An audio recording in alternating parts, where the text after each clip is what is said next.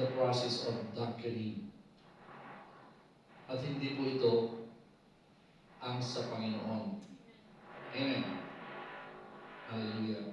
Sabi nga, nung niligtas tayo, we were actually in the dark.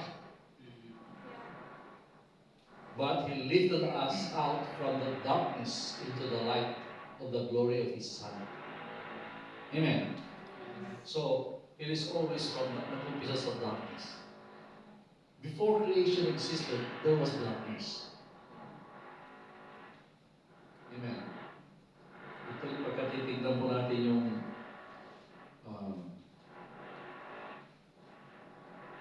verse 1. 2. Sabi dito, in the beginning, God created the heavens and the earth. Now, the earth was formless and empty. Darkness was over the surface of the deep. And the Spirit of God was hovering over the waters. So, bago nilikha ng Diyos, tayo nasa kadiliman. Hallelujah. So, nakita natin, actually this is a principle, or they call it paradigm. The night and day paradigm. Amen? So we actually, this, the way that the world sees it is baliktad. Sabi nga, it is from day to night, from youth to aging, right? From strength to weakness, and ultimately from life to death. Day to night is the way of the world, but it's not the way of God. When God created the universe, it was not day and night.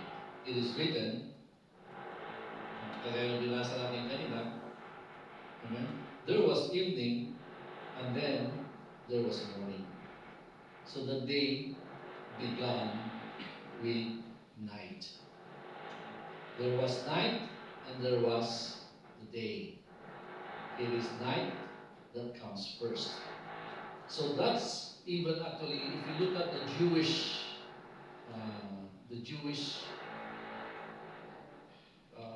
tradition, how they actually exercise their faith. It is the day always begins at sunset. The day begins at sunset. Okay? And not only Jewish holidays, but every biblical day. May gusto lang akong patuunan dito, kaya kasi inaano nito. Each day begins at sunset. There is evening and then morning. The world moves from day to night, but in God, it is opposite. It goes from night to day. Amen? From darkness to light. The children of this world lived from day to night, while the children of God lived from night to day. They are born again in the darkness and move to the day. And if you belong to God, then that is the order of your life. So, it is a principle that we need to understand. Amen? Dapat maintindihan ko natin yung principle na yun. Okay? So, God, as long as you belong to God, then that is the order of our life. You are to go from darkness to light, from weakness to strength, from despair, okay, to hope, from guilt to innocence, from tears to joy, from death to life. And every night in your life will lead to dawn. So let us live actually according to God's sacred order of time. That your entire life be always moving away from darkness and to the light. So, according to this principle, dapat ganito po tayo mamuhay. Amen? Ganito tayo mamuhay. Nung tayo po ay nirescue ng Panginoon mula sa kadiliman, inilagay tayo sa liwanag. At alam po natin na, of course, yung ating buhay, kaya nga sabi, tayo po mga pwede natin i-quote sa scripture, like in Romans 12, verse 2, di ba? Sabi ni Paul doon, do not be conformed to the pattern of this world, but be transformed by the renewing of your mind. So, ano ibig sabihin ng conform? The conformity of this world is darkness. Actually, it is death. A person who has no Christ, amen, is actually going into darkness, to the pit, to the abyss. So, dilim, kadiliman. At alam natin na kung wala kang Kristo, ikaw ay namumuhay sa kadiliman. Spiritually, you are living in the dark. Amen? And you are ruled by by the principles of darkness. And that's why it was the Bible, sabi doon, na yung pong,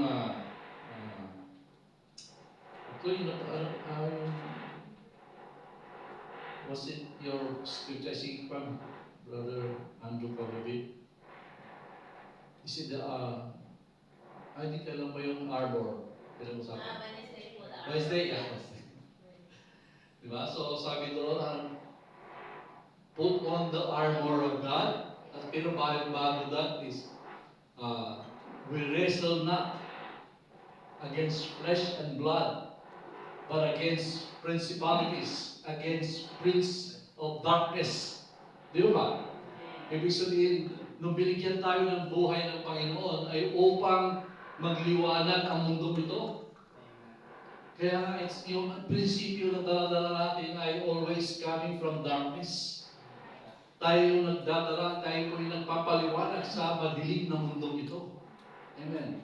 Sabi nga, ang trabaho ng Diablo ay laging sa kadiliman. Ayaw niyang lumantad sa ilaw, sa liwanag. Amen? Gusto niya laging nakatago siya. Kaya nga, anong ibig sabihin? Deception. So deception, kahit na ang liwanag ng panahon, pero anything that is done in deception is darkness, is evil, nakakomplete, nakatago. Di ba? Kahit maganda ang pinapakita, pero napaloob na sa kalooban na madilim yung kanyang mga balak. Di ba?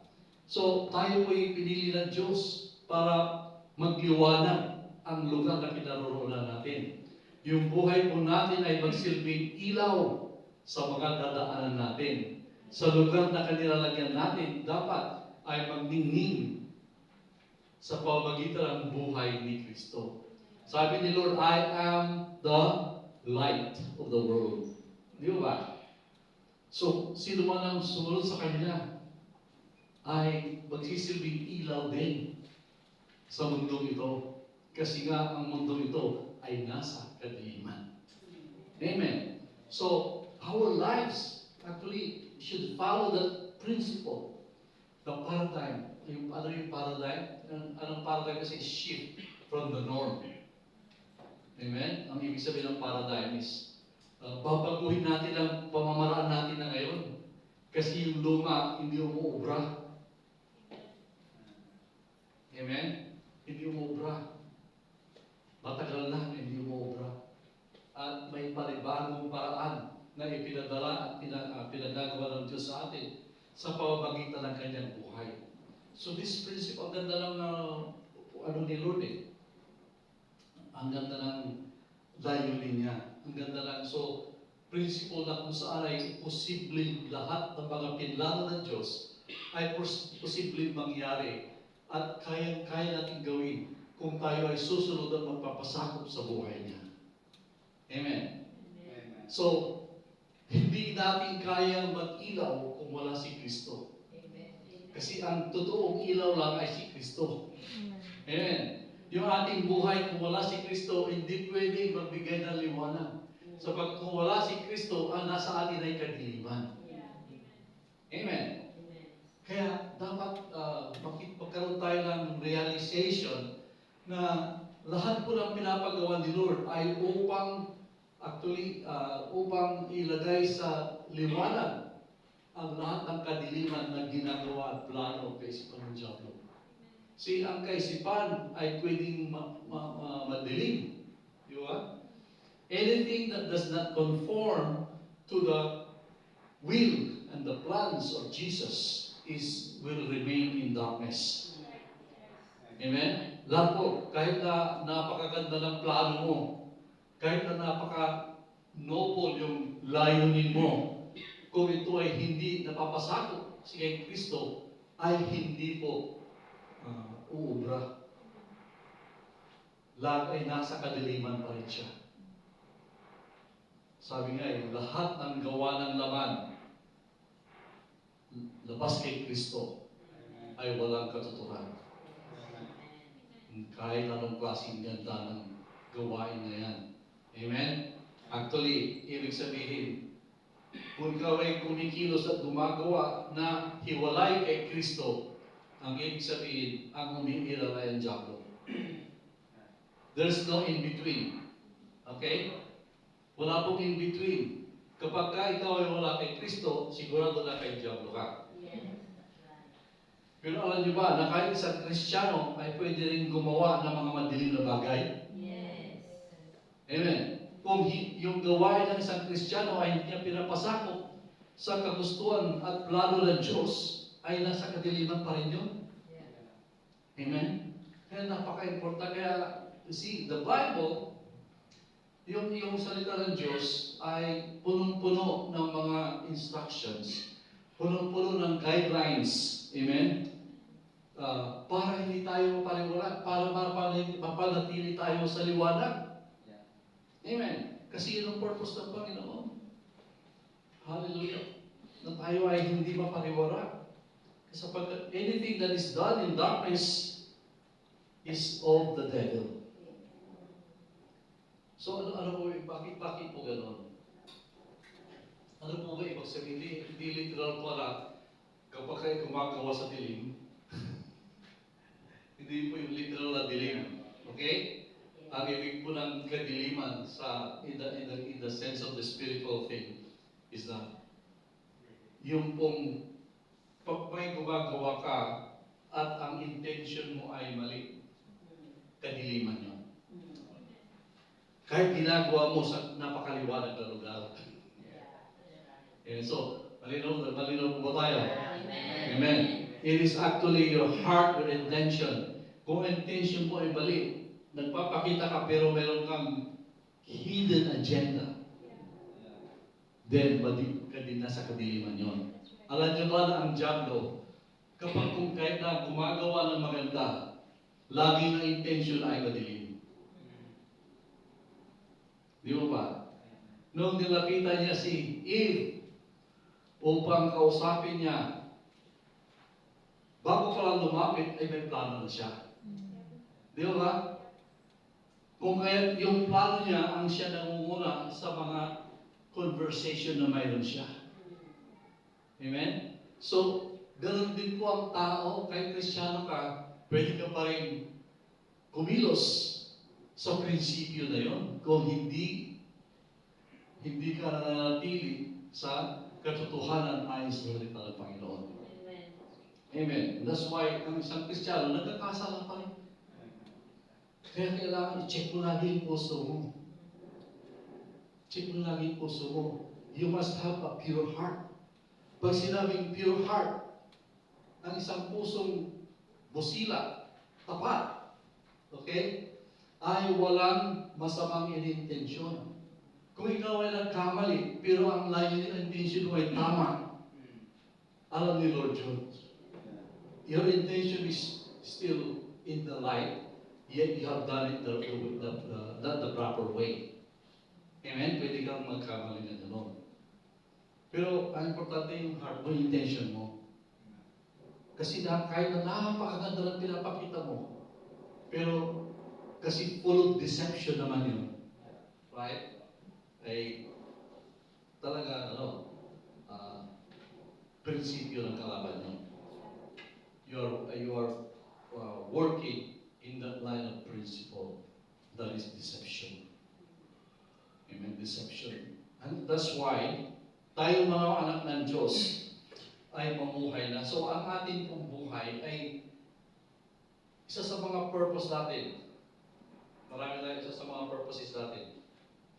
Pero tayong pinaka-main purpose, and that is to actually usher in the kingdom of God, right?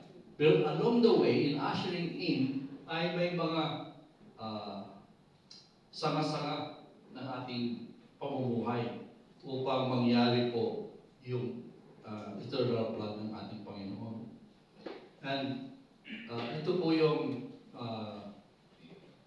prinsipyo na ikikerry natin. Ano yun? It is always to bring every dark into the light.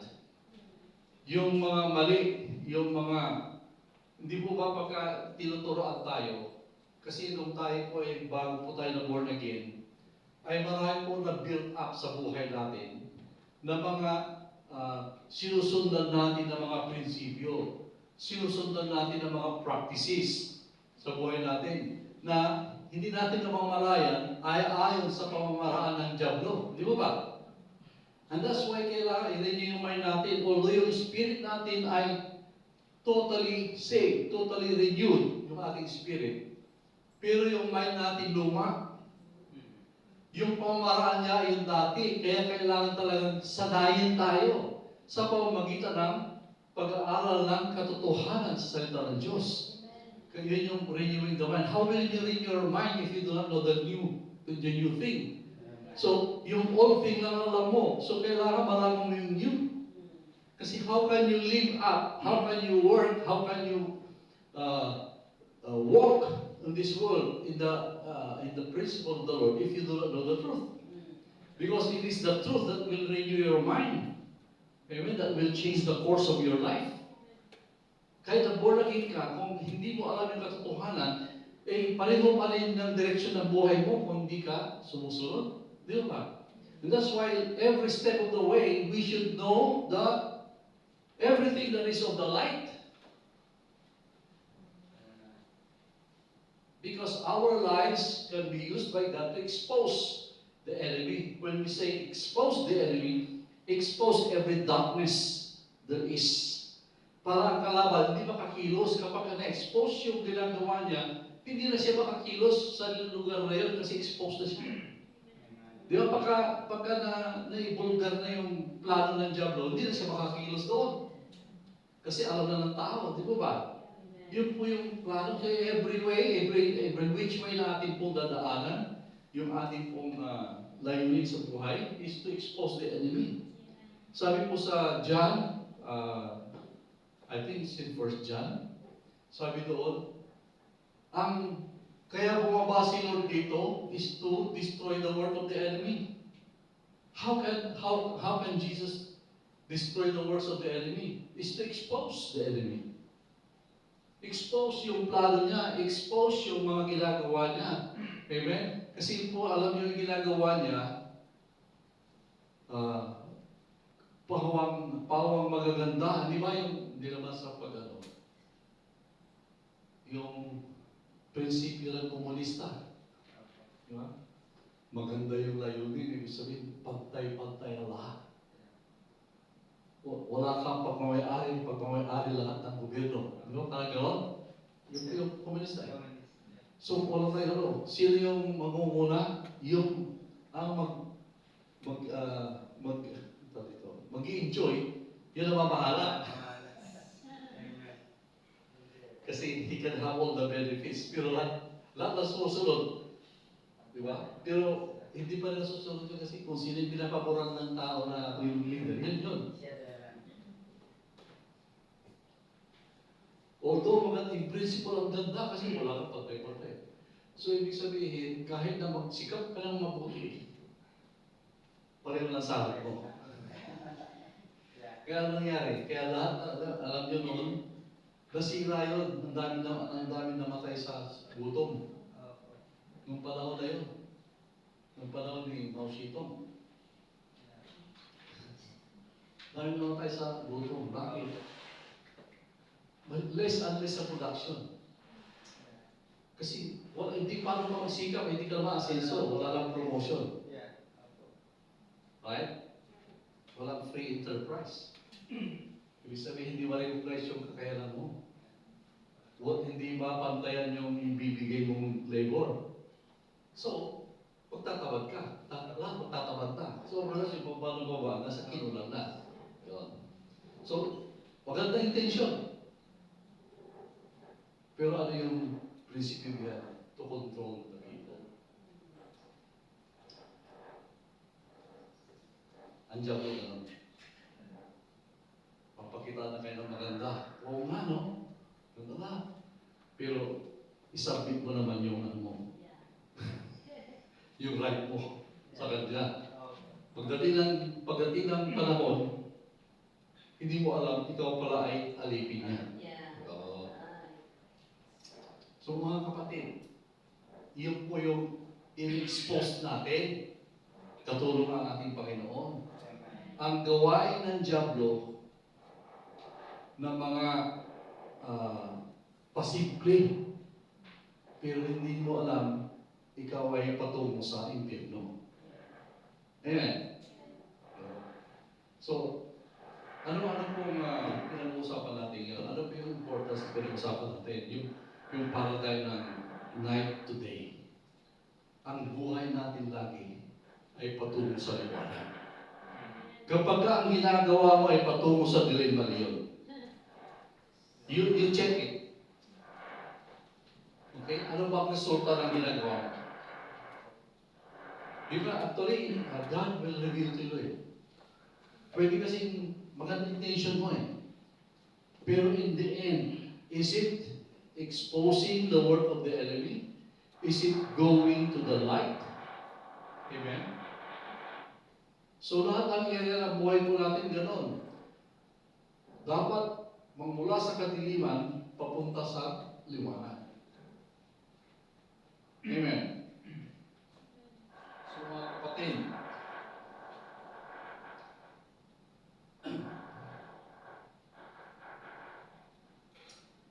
see, every night in your life will lead to the dawn.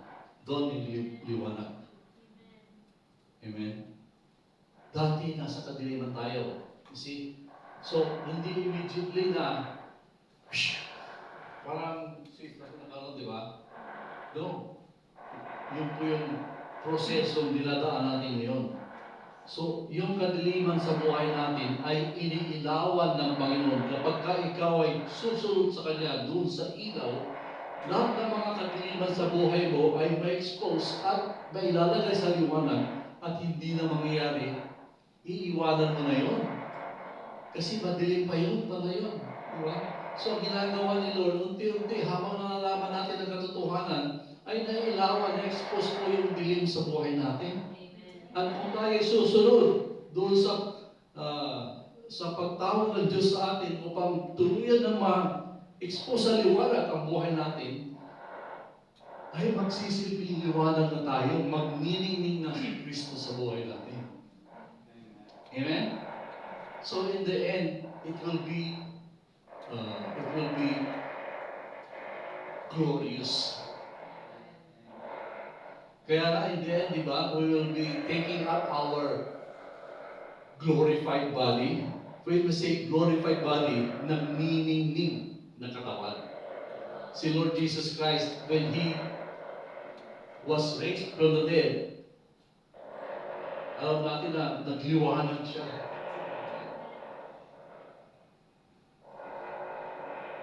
Amen. Alam niyo si Moses, dahil 40 days and 40 nights na kasama ng Diyos sa mundo, pagbaba niya, ayaw siyang tignan ng mga Israelites kasi nasisilaw sila.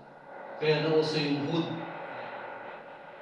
Kasi ginawan siya ng damit upang takpan yung kanyang mukha dahil nasisilaw ang mga tao ang nakakaharap niya. Amen? Pero ngayon, ginagamit yung hooded na para sa masama. Tinatake yung mukha nila. Ayaw nang pakita kasi mali ang ginagawa nila. Ano ba? Lahat ng mga hoodlums, lahat ng mga hood, di ba? So, magkapakita ka pa, manood kayo sa TV. Ganun yun. Tatakita, naka-glasses sila, naka-mask. Ayaw nila pakita nila kasi madilim ang kanilang plano. Nahihiya silang ipakita ang mukha nila. Amen. Si Lord Jesus Christ din lantaran. Means, lumiliwanag. Lahat po ng mga nagsabing nakapunta sa presensya ng Panginoon, hindi lang nila maaninaw ang mukha ni Lord kasi nga, sobrang liwanag. It's the glory of God. Glory to God. Tayo po yun, magiging po tayo. Amen? So live according to God's sacred order of time. Mamuhay tayo ng ayon sa prinsipyo na yun. So that yung buong buhay natin ay laging lumalayo sa kadiliman patungo sa ilaw ng ating Panginoon. Amen.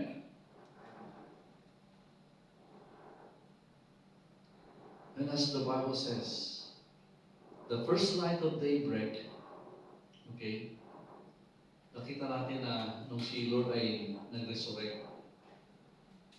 Di ba, nung nag-resurrect si Lord, it was dawn. Nung babasag ng liwanag. Nung yung batong nakatakip doon sa kanyang tomb ay ni-roll over ng mga angels. And then there was Jesus was raised up from the dead. At alam natin na liwanag na nakita ng mga gwardya. Ilagay doon. Amen. At hanggang ngayon, lalo nagdidinig ang liwanag niya. Amen. So, ano bang mission natin sa buhay? What darkness is in your life? Ano bang madilim pa sa buhay mo? Is it the darkness of fear? The darkness of sin?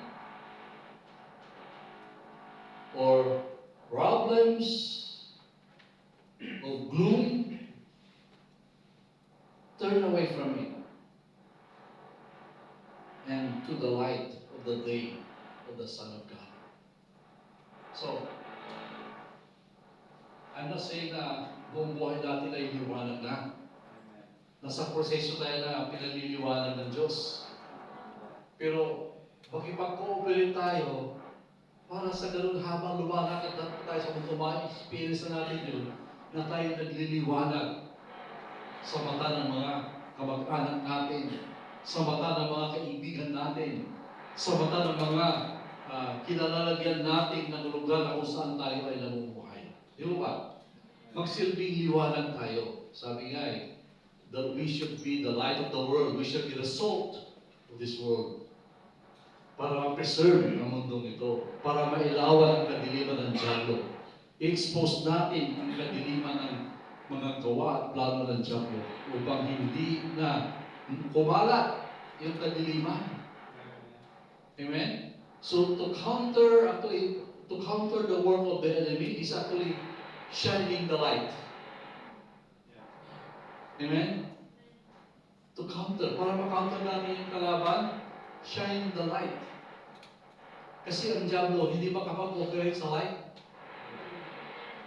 That's why he always, ang ginagawa niya, dinidilute niya yung truth. Diba? Yung truth, dinidilute niya. Hindi niya intermitting tinatakpan. Once ang truth ay diluted, magkakamali na ang tao. Amen? Halimbawa, yung si ah, Apollo, Apollo Q.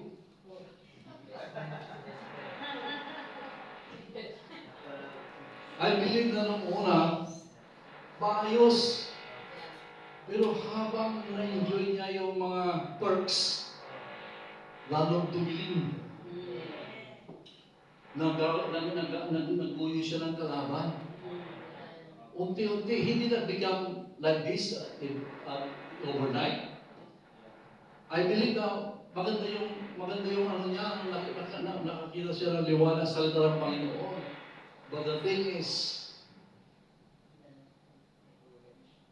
nagguyo siya ng kalaban. Amen? Totoo po yun. I don't want to judge you, but it happened. We can judge the work, not the person. It's si Lord lang makakapag-judge sa tao. Because He's the one who can only see the heart.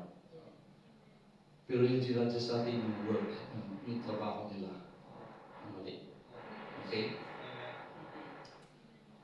Hallelujah. So mga kapatid, yun po yung role ng buhay natin. Simplify. Ilaw. Kapag ka may plano kang gawin, i-check mo. I-check mo, ito ba ay magliliwanag ng Diyos dito? Magliliwanag ba yung buhay ko? Makikita ba si Kristo dito? Kasi kung ang gusto mo lang makita yung galing mo, di ba? Yung kagwapuhan mo, yung kakayanan mo, yung kayamanan mo, yung ikaw. Ibig sabihin, patungo ka sa diliman. Stop it. Huwag ka lang pasulong. Kasi pababa na yan. Amen? Pero kung tingin mo yung puso mo ay, if your intention is for the glory of God, praise the Lord. Amen? Amen. So, ito ang pancheck talaga eh. Papuntang kadiliman ba yan o papuntang kaliwanagan? Ito, I believe that when you are honest when asking this question, God will show you. God will let you know na mali yung dinadaanan mo. Amen. Yeah. To be honest, God, sabi nga eh, we do not need somebody to teach us. Ano po yun? Yung sa 1 John 1:9. Hindi natin kailangan din 1 John 1, diba? Kasi it is the anointing, yung moving of the Holy Spirit. Walang makakapagturo sa atin kundi tayo lang eh. Because it's your relationship with Jesus. Amen? You know how God moves in your life. And sabi ko, di mo kailangan ng magtuturo sa'yo. When you are honest with God, when you talk to Him, when you ask Him, He is so faithful to answer you. Amen. Ang problema lang, pagka ayaw mo yung answer, kunyari nabigil ka. Hindi mo narinig. Amen? Hallelujah. So, are we good? Amen. Praise God. Is the light. We are those people who are in the light. And let us always live in the light. Walk in the light. Speak in the light. Yung po yung buhay natin, lahat po ng kilos natin dapat nasa ilaw. Ibig sabihin, wala kang ikakahiya, wala kang ikakabahala na ikaw ay gumagawa ng hindi tama. Kung ikaw ay laging nasa ilaw ng Diyos. Amen. Yan po yung gabay po natin. Praise God. Thank you, Jesus. Amen. Thank you. So, punta na natin sa kwan. Babasahin ko lang isang verse.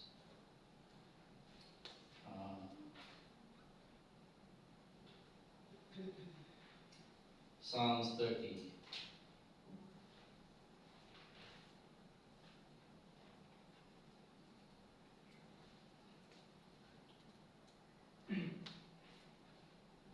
verse 5.